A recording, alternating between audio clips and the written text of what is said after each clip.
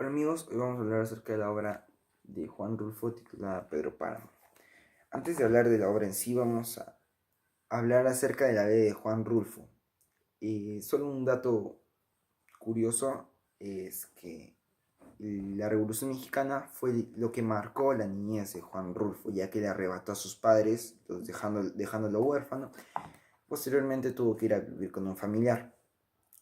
Ya en su época de trabajo, inició como un burócrata, luego como un taquígrafo, luego, después, entre otros de sus empleos, también trabajó en una empresa que vendía llantas, también se dedicó un poco a la fotografía. Y todos estos trabajos le permitieron viajar por todo México y aprender acerca de la realidad, de las distintas realidades que se vivían, acerca de la forma de pensar, las creencias, la forma de expresarse de las personas. ¿Y qué fue lo que interpretó en esta obra? El tema principal, de hecho, que se trabaja acá es la esperanza de las personas, las ganas de hacer algo. Luego de que escribió esta obra, se le preguntó si volvería a escribir una obra más y este respondió que no, argumentando de que él ya había puesto todo de sí para escribir este libro y que no podría ni sería capaz de volver a escribir otro libro que se igualase o superase esta obra. Algo que lo caracteriza a esta novela corta es que ha sido su única novela y es trabajada en base a una corriente literaria que se llama realismo mágico. ¿En qué consiste el realismo mágico? Consiste en una serie de hechos de la vida cotidiana para el protagonista que no pueden ocurrir en la vida real. Caso, el caso de Juan Preciado, que interactúa a lo largo de la obra con fantasmas de los antiguos pobladores de Comala. Bueno, para comenzar la obra hay que entender de que éste está trabajando en dos líneas temporales, la de Pedro Páramo y la de Juan Preciado.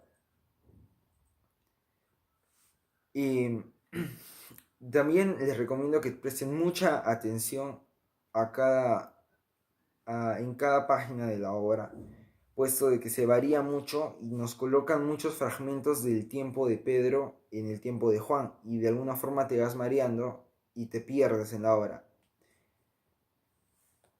Ya al inicio de la obra se nos presenta un escenario con la madre de Juan y Juan Preciado, en la que ésta le pide por favor de que vaya hacia el pueblo de Comala y busque a Pedro Páramo y le exija lo que nunca les había dado, una familia o un padre, que es para Juan. Él al inicio no lo iba a hacer, le decía que sea su madre solo para complacerla, pero en realidad él nunca pensó en hacerlo. Una vez fallecida su madre, él decide hacerlo. Y ya dirigiéndose al pueblo de Comala, conoce un hombre llamado Abundio Martínez, que también era un hijo no reconocido de Pedro Páramo. Este le recomienda de que vaya a pasar la noche donde la señora Eduvigues. Y Juan Preciado hace caso.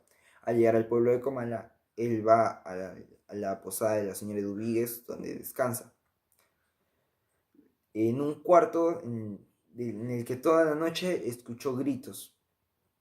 Y es así como se va desarrollando la obra y él se va dando cuenta de que los personajes en realidad eran fantasmas.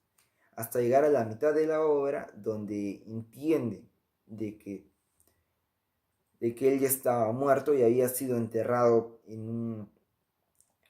junto a otros muertos. Y estos le empiezan a contar acerca de su padre, acerca de cómo era el Comal antiguo y acerca de y del origen de su padre en sí, de que él era un hombre mujeriego, de que era un hombre egoísta, controlador, imponente.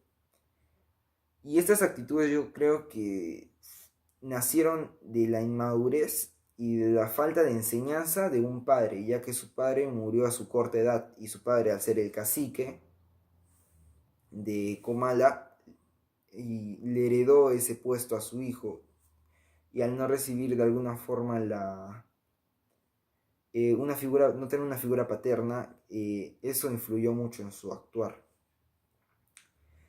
Y esas actitudes fue las que heredó su hijo Miguel Páramo, que murió cuando cayó de su caballo, y esta muerte afectó mucho también a Pedro Páramo. También se nos muestra que él no era un hombre tal vez del todo malo, puesto que sí tenía un amor platónico que era Susana San Juan, y él hizo de todo para poder estar con ella, pero esta enloqueció y posteriormente murió. Ya en su muerte, él manda a que toquen reiteradas veces la campana del pueblo, para de alguna forma expresar la pena que él sentía por la muerte de Susana. Pero los pobladores empezaron a pensar de que se estaba celebrando alguna fiesta, y empezaron a festejar, lo cual molestó mucho a Pedro Páramo, y decidió dejar que el pueblo muera.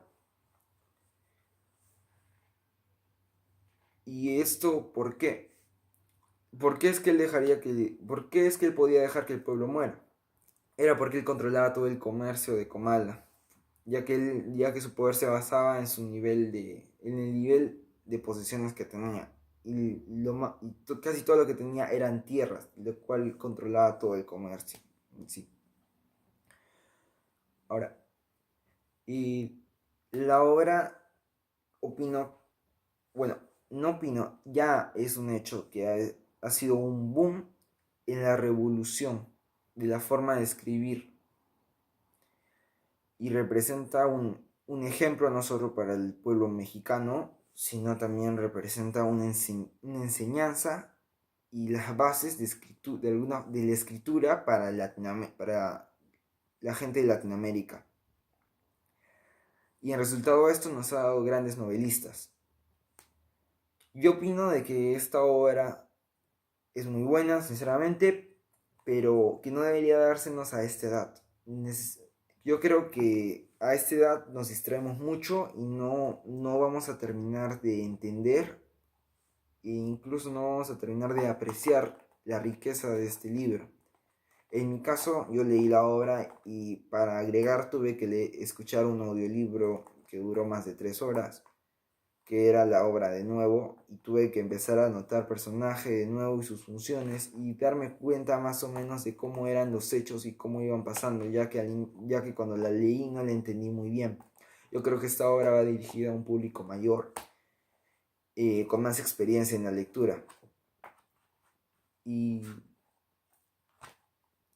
yo la tomo sinceramente como un ejemplo al pensar del pueblo en general, ya que se nos pone todo: gente honesta, gente mala, y las situaciones, el deseo de las personas, en los distintos personajes, las actitudes.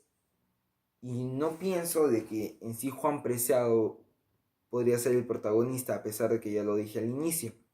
Yo creo que es Pedro Páramo, porque se nos habla más de él, y yo lo tomo a él como un personaje muy importante, y ya que como Juan Preciado no se trabaja mucho sus actitudes, su forma de pensar, su forma en sí de ser, aunque no es algo muy característico en las obras de Juan Rulfo, ya que en las obras de Juan Rulfo no se toma mucho, no se trabaja mucho en el actuar de los personajes, más son conversaciones, recordatorios, fragmentos de sus recuerdos o de sus deseos. Y eso sería todo. Es una obra muy bonita, les recomiendo leerla. Gracias.